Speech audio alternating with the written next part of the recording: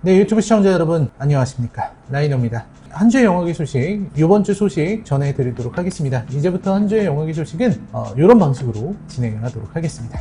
일단은 주말 박스오피스부터 먼저 말씀드려야 될 것 같은데요. 탑건 매버릭이 1위를 탈환했습니다. 이게 지금 탑건 매버릭이 지금 개봉 4주차인데 여전히 극장가는 탑건의 시대를 맞이하고 있습니다. 좀 대단하다고 할 수 있겠는데요. 이게 18일에 발표된 영화진흥위원회 통합전산망에 따르면 탑건 매버릭은 지난 15일부터 17일까지 70만 2,343명을 기록했다고 합니다. 주말 박스오피스 1위가 됐어요. 마블의 작품이죠. 토르 러브 앤 썬더를 1위 자리에서 끌어내린 겁니다. 그래서 지금 누적 관객 수는 573만 3,848명으로 집계가 되고 있는데요. 뭐 1,000만까지 가긴 좀 어렵겠지만 굉장히 좀 기대가 되고 있습니다. 그 다음에 2위는 토르 러브 앤 썬더인데 지금 39만 8,438명을 추가했고요. 지금 누적 관객이 249만 3,842명이라고 나와 있습니다. 사실 토르가 더 많은 분들이 기대를 하고 정말 토르를 보려고 많이들 준비를 했었는데 기대에 비해서는 조금 아쉬운 흥행이 아닌가 싶습니다. 뭐 250만도 많지만 마블 명곡이라 불리는 우리나라에서는 좀 아쉬운 부분이죠. 자, 그 다음에 헤어질 결심입니다. 헤어질 결심 개봉 3주차가 됐는데요. 관객 수가 오히려 늘어나고 있어요. 굉장히 좋은 소식입니다. 제가 볼 때는 아무래도 이게 토르 때문인 것 같은데 영화관에 갔는데 탑건 매버릭, 토르 러브 앤 썬더, 헤어질 결심 이렇게 있을 때 헤어질 결심을 보기가 쉽지 않다라고 저는 생각을 했었거든요. 그런데 지금 보면은 토르 러브 앤 썬더가 생각보다 별로래 이런 얘기가 돌기 시작하면서 아마도 그럼 헤어질 결심 볼까? 하는 사람들이 좀 더 늘어난 게 아닌가 라는 개인적인 분석을 해보는데요. 헤어질 결심은 20만 7,274명 이렇게 동원해서 지금 벌써 124만 명입니다.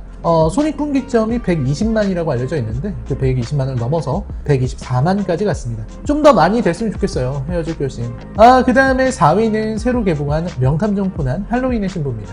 명탐정 코난 제 리뷰를 기대하시는 분들도 많은데 사실 좀 저작권이 조금 어렵긴 합니다. 한번 이번에 할로윈의 신부 시도는 해보겠습니다. 저희가 이제 일본이랑 저작권 협의를 그동안 되게 많이 했었어요. 신고도 많이 당하고 이런 것들이 있었어서 한번 잘 생각해보고 만들어보도록 하겠습니다.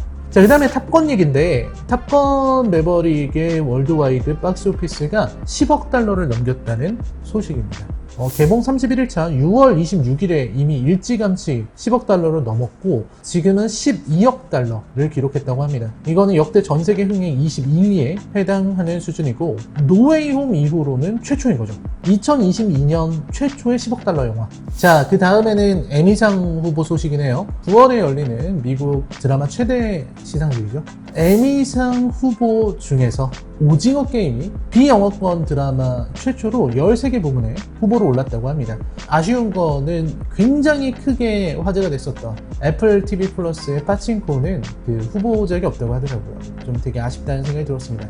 파친코를 제가 리뷰를 했어야 됐는데 그 시기에 너무 바빠서 못했습니다. 오징어 게임이 과연 에미상에서 어느 정도의 성과를 낼 수 있을지, 에미상을 과연 휩쓸어 버릴 수 있을지 굉장히 기대가 되는 부분이죠.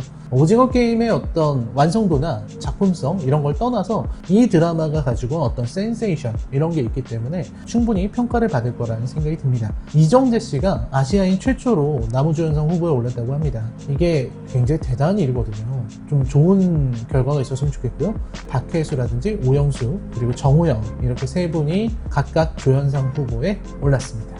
다음은요, 자, OTT 플랫폼이죠. 티빙과 시즌이 합병을 한다고 합니다. 14일에 KT가 CJ ENM과 함께 국내 미디어 콘텐츠 산업 내 OTT 경쟁력 강화, K 콘텐츠 성장 가속화를 위해서 시즌과 티빙의 통합을 결정했다. 티빙이 시즌을 흡수하는 방식이라고 해요. 티빙은 되게 오래된 회사예요. 지금은 이제 티빙이 OTT 업체로 이렇게 알려져 있지만 티빙이 처음 소개된 게 제가 알기로는 거의 한 10년 된 것 같아요. 그 10년 전부터 티빙은 계속해서 VOD 서비스를 계속 하려고 했었습니다. 15, 16년 그때쯤에 티빙에서 이 유튜버들의 영상 이런 것들을 티빙에서도 서비스하려고 했었던 이런 게 있었던 게 기억이 나는데 그런 것처럼 티빙은 굉장히 오래됐었습니다. 반면에 이제 시즌은 티빙에 비해서는 그렇게 업계에 널리 알려진 OTT는 아니었기 때문에 이렇게 된 게 아닌가 싶네요. 자, 그 다음은 이제 이 일본 애니메이션 하면은 또 떠오르는 아주 중요한 이름 중 하나가 바로 신카이 마코토죠. 신카이 마코토의 신작 스즈메의 문단속이라는 작품이 예고편이 공개됐습니다. 스즈메의 문단속은 이번에도 비디오 캐슬을 통해서 수입이 될 예정인데, 스즈메의 문단속은 날씨의 아이 이후로 신카이 마코토 감독이 3년 만에 보여주는 신작이죠. 날씨의 아이는 너의 이름은에 비해서는 성적이라든지 평가가 그렇게 좋지 못했지만, 또 한편으로는 날씨의 아이에서 오히려 신카이 마코토가 작가적으로 성장했다라고 보는 시선과 해석도 있더라고요. 그런 걸 생각해보면 스즈메의 문단속도 되게 기대되는 작품이 아닌가 싶습니다. 스즈메의 문단속은 일본 각지의 폐허를 무대로 해서 재앙의 원인이 되는 문을 닫아나가는 소녀 스즈메의 이야기입니다. 신카이 마코토 특유의 무녀 모티프라고 할까요? 일본 애니메이션에 자주 나오는 소재죠. 신카이 마코토 스타일이라면 세카이계의 흐름이 들어가게 될 것 같은데, 과연 어떤 이야기가 될지 굉장히 궁금합니다. 특히 저는 이런 어떤 판타지 이런 게 들어간 부분들이 사실 미야자키 하야오가 신작을 내지 않게 된 이후로 정신적 계승 이런 걸 자처하는 인물들이 굉장히 많습니다. 근데 그 중에서도 신카이 마코토를 그의 후계자로 보는 사람들이 많아요. 작품적인 특성이라든지 지브리 출신이나 이런 걸 떠나서 신카이 마코토라는 사람이 가지고 있는 가능성 때문이 아닌가라는 생각을 하게 되고, 그리고 날씨의 아이에서 보여줬던 여러 모습들이 어쩌면 신카이 마코토는 미야자키 하야오의 길을 가는가라는 생각을 하게 만들었습니다. 어쨌든 스즈메 문단속은 2023년에 개봉할 예정이라고 합니다. 자, 그러면 이번 주 개봉 예정 영화 살펴보고 이번 한 주의 영화 소식 끝내도록 하겠습니다. 일단 20일에 최동원 감독의 SF 액션 판타지 외계 플러스인 1부, 제가 이거를 시사회를 못 봤어요. 그날 제가 좀 중요한 다른 사정이 있어서 시사회를 못 봤습니다. 좋은 작품이 되기를 바라는 마음은 좀 똑같아요. 아직 저는 못 봤기 때문에.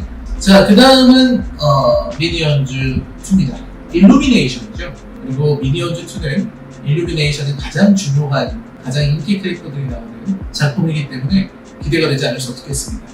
미국에서는 미니언즈 2가 상당한 흥행을 하고 있는 모습 보입니다. 엘비스라든지 이런 작품들보다는 훨씬 높더라고요. 그래서 기대되는 부분이라고 할 수 있겠습니다. 그 다음에 김영일 감독의 SF 스파이언 모델 등이 개봉을 합니다. 굉장히 기대되는 작품들이고요. 되도록이면 리뷰를 하도록 하겠습니다. 그 다음에 21일에 이승환 감독이 만든 아이를 위한 아이, 그리고 루스템 압드라셰프 감독의 전쟁 액션 영화 왕좌의 법칙 등이 개봉을 한다고 합니다. 역시 가장 기대되는 것은 외계 플러스인 1부죠. 너무나 화려한 영화일 것 같고 기대되고, 뭔가 배우들의 매력도 너무 화려해서 가장 보고 싶은 거는 외계 플러스인 1부이지 않을까 싶고요. 자, 그 다음에 이 개인적인 얘기를 좀 드리자면, 저희가 온라인 GV라는 거 한번 해보려고 합니다. 빰이라는 그 플랫폼을 이용해서 온라인 GV, 그건 이제 영화를 미리 보고 오셔야 되고, 그 다음에 참여하신 분들이 저랑 이제 제 이야기를 좀 듣고 자유롭게 질의응답을 할 수 있는 그런 GV를 한번 실험을 해보려고 합니다. 이게 여러분들이 얼마나 호응이 있으실지, 얼마나 보러 오실지 저도 좀 기대가 돼요. 왜냐면 제가 또 다른 GV들도 하기 때문에 저를 만나러 오는 게 그렇게 어렵진 않거든요. 과연 온라인 GV는 어떨까 싶어서 제가 리뷰에서 다루지 않는 영화고요. 그리고 또 최근에 우리 누리호 발사 성공도 있기 때문에 SF 우주 영화를 하나 다뤄야겠다. 그러면 그래비티 말고, 제가 제일 좋아하는 그래비티 말고 그 다음으로 좋아하는 우주 영화가 뭐냐? 저에겐 마션입니다. 그래서 마션으로 온라인 GV를 한번 진행해 보려고 하니까요. 관심 있는 분들은 아래에 있는 링크를 활용해서 참여해 주시기 바랍니다. 자, 그러면 저는 다음 주에 한 주의 영화계 소식으로 찾아뵙도록 하겠습니다. 시청해주셔서 감사합니다. 안녕히 계십시오.